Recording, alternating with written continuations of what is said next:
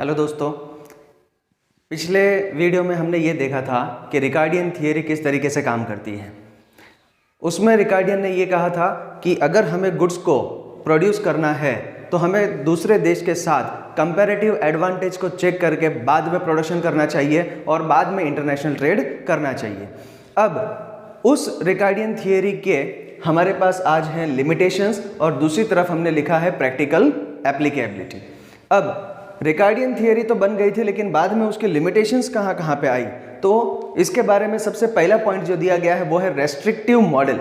Restrictive model इसे क्यों कहा गया, तो उसका एकमात्र रीजन ये है कि उसने पहले ही एजम्पशन ये रखा था कि 2 कंट्रीज और 2 कमोडिटीज। लेकिन जब हम प्रैक्टिकल लाइफ में देखते हैं तो प्रैक्टिकल लाइफ में एक पर्टिकुलर कंट्री जो होती है वो बहुत सारे देशों के साथ ट्रेड करती है, बहुत सारे देशों से इंपोर्ट भी हो रहा है और एक्सपोर्ट भी हो रहा है। लेकिन इस थियरी में सिर्फ 2 कमोडिटी और 2 कंट्रीज के बारे में बात की, इसलिए यह पॉइंट लिमिटेशंस में आ गया।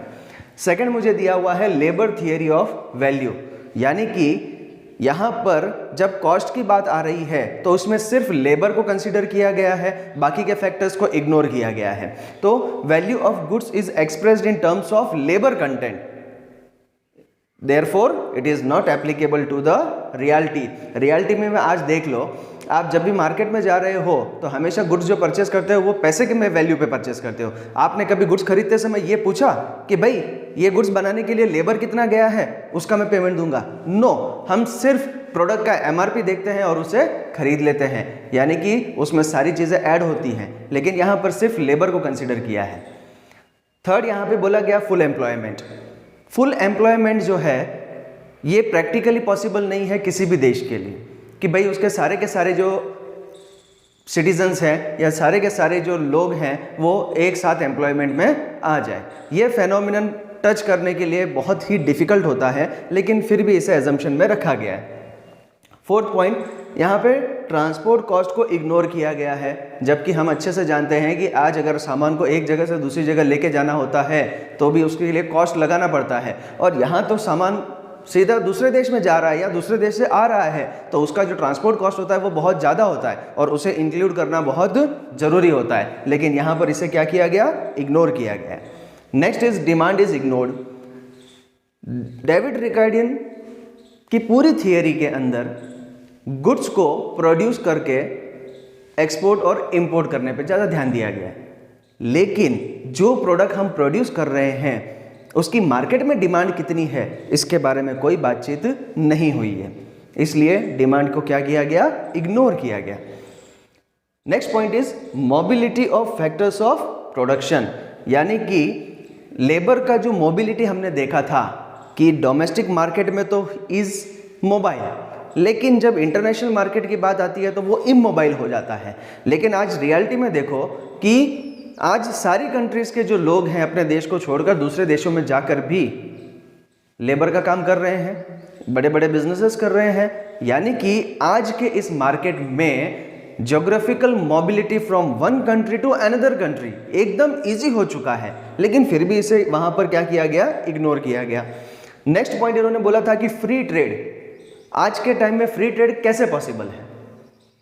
जब एक देश से दूसरे देशों में मुझे सामान भेजना है तो अपनी देश के कंपनियों को बचाने के लिए इंपोर्ट पर रेस्ट्रिक्शंस होती हैं, चाहे वो डायरेक्ट तरीके से हो या इनडायरेक्ट तरीके से हो, या तो फिर उनके ऊपर टैक्सेस बढ़ा दिए जाते हैं या तो उनके ऊपर ड्यूटीज बढ़ा दी जाती है, यानी कि किसी भी हाल में इंपोर्ट और एक्सपोर्ट जो हो रहा है यहाँ पर वो फ्री में पॉसिबल ही नहीं है। There are certain charges by any reason जो इनकर होते ही हैं। कंप्लीट स्पेशलाइजेशन, कोई भी देश इस जमाने में कंप्लीट स्पेशलाइजेशन में नहीं जा सकता।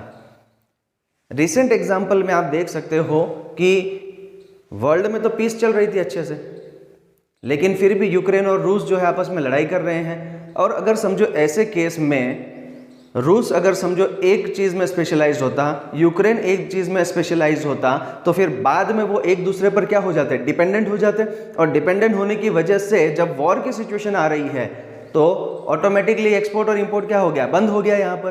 तो अब मुझे बताइए कि अपने डिमांड को वो पूरा करेंगे कैसे? राइट। तो इसलिए कंप्लीट स्पेशलाइजेशन आज कोई भी कंट्री नहीं सोचती। हर एक देश आज यही सोचता है कि भाई सारे के सारे कमोडिटी अगर पॉसिबल है तो उसे अपने देश में बनाया जाए। Not applicable to developing countries.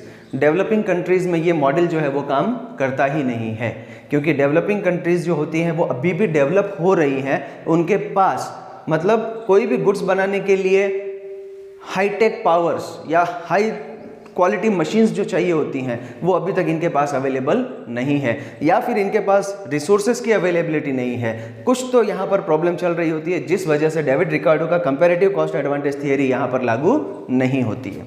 Okay, तो ये सारे पॉइंट्स थे इसके लिमिटेशंस के बारे में और यहीं पे खत्म हो जाएंगे। और अब देखते हैं कि इसकी प्रैक्टिकल एप्लीकेबिलिटी क्या है। यानी कि लिमिटेशंस तो पढ़ लिए, अब देखते हैं कि प्रैक्टिकली ये कैसे पहुंचाया जा सकता है या आगे की थियरी में किस तरीके से इसका ऐड ऑन किया जा सकता है। तो देखिए जरा, the two commodities and two countries model can be extended to all the commodities and all the countries. यहाँ पर ऐसा बोला गया है कि हमने जो एजम्पशन में पॉइंट रखा था two countries and two commodities, उसको अगर आप प्रैक्टिकल लाइफ में लागू करना चाहते हो तो इस थियरी को ऑल कमोडिटीज और ऑल कंट्रीज तक एक्सटेंड किया जा सकता है। सेकेंड पॉइंट इन्होंने बताया है कि the theory can also be expressed in terms of money, यानी कि जरूरत पड़ने पर लेबर को छोड़कर आप इसको पैसे में भी क्या कर सकते हो, कंपेयर कर सकते हो और एडिशनल एडवांटेज भी देख सकते हो मनीटरी टर्म्स में।